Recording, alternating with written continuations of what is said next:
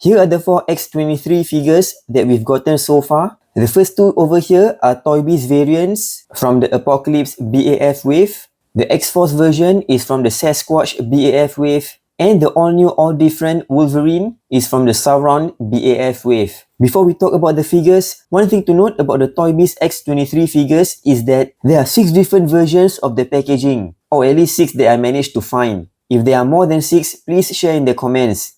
The first 2 are the normal variants here. The next 2 are the European packaging, I think, with the different languages of the word Marvel Legends. And the next 2 are actually the figures without the BAF part. In terms of the size, they are all about the same height at the shoulder level, but this bigger head on the figure makes her look a bit taller, and the all-new, all-different head is actually slightly smaller than even the X-force version. But yeah, if you're talking about the size of the figures, they are all about the same size and the same height. First up are these 2 variants. Their whole body is actually the same, just a different set of paintwork, but the heads are totally different. This one has a much rounder face, just like her early appearances in the comics. And the other one, the face is slightly sharper, I think slightly based on her later appearances. This head actually kind of reminds me like a Barbie doll head, except that she's not smiling. The hair on this one is really kind of unique, I guess. The hair is really flowing backwards. There's a lot of space between the back and the hair. And one thing about the neck is that it really kind of hunched forward. So yeah, she's kind of hunching forward. And for the other one, the hair sculpt is different. Flows down the back more naturally, unlike the other variant. Both the facial paintwork, especially the eyes, are okay. Both of them have the same claws, which is kind of like the other Wolverine Toybiz figures, slightly rubbery and soft. This one is really straight, but the other one is slightly bent out of shape. And both of them have the retractable claw at the foot. There. You can just simply lift it out, forward.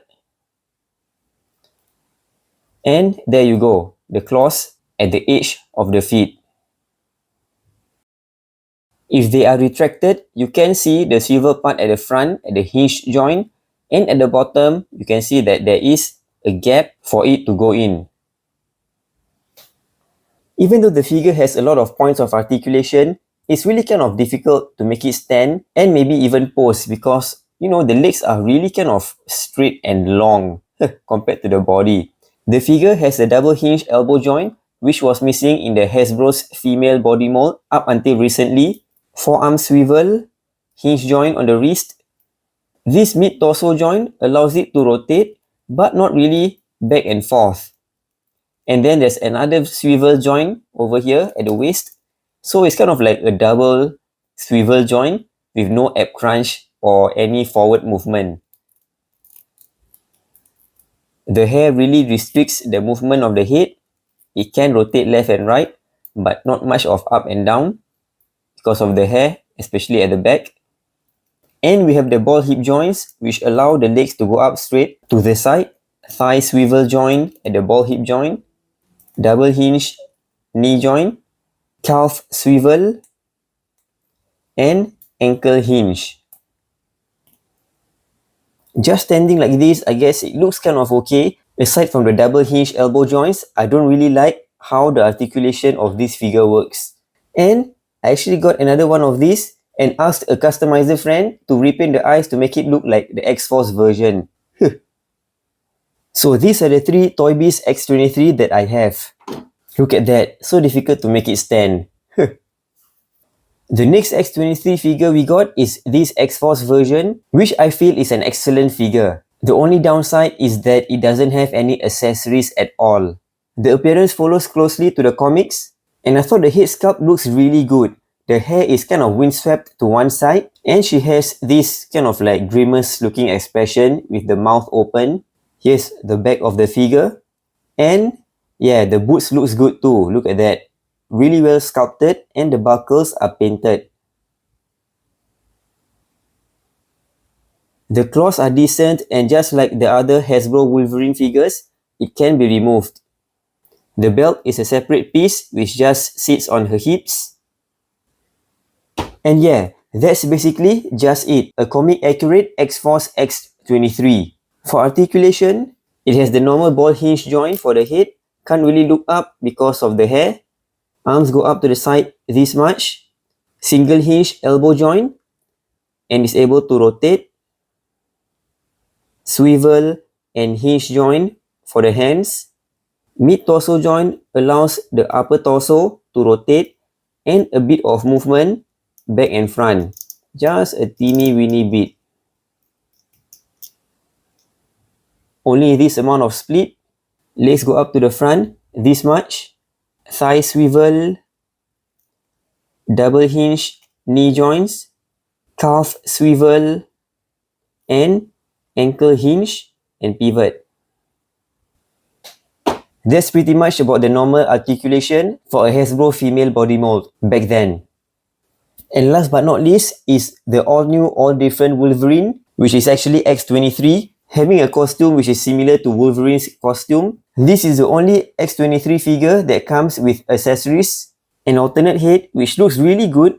Actually looks kind of too matured for X-23, who is supposed to be like, I think a teenager, I guess. And a pair of claws to be attached at her feet.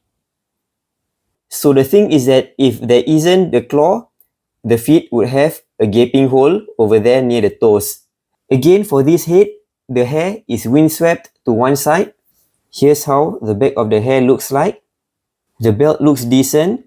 There is a bit of paint blotch over there, the red over the black part at the circumference of the circle for mine. And the claws are the same as the X-force X-23 figure. And in terms of articulation, these two figures have the same articulation. There is a calf swivel joint that is hidden at the top of the boots area. And I feel that the unmasked head looks kind of big on this body mold, like having an adult head on a teenage body. Such a waste of the unmasked head because the head itself looks really good. And the thing is that it cannot be attached to most of the adult female body mold because the ball joint is actually different. The ball joint of this body is really small, and for the X-23, it's the same size, but same thing, when you put it on, it looks kind of slightly big on the body. But to be able to fit this on the normal adult female body mold, you will have to drill and make the hole bigger. And this head kind of looks better on the X-force X-23, but like I said, looks kind of slightly big on the body mold. So, between these four X-23 figures, I'm definitely letting go of the Toybiz versions. I really don't like the body mold at all. The legs look kind of really lanky and it's really difficult to make it pose, in my opinion. I'm definitely keeping X-force X-23 for my X-force team, and I'm probably keeping the all-new, all-different Wolverine for the all-new, all-different Avengers. What do you think of these X-23 figures? Do share in the comments below. Thanks for watching. Do check out my other videos at my channel.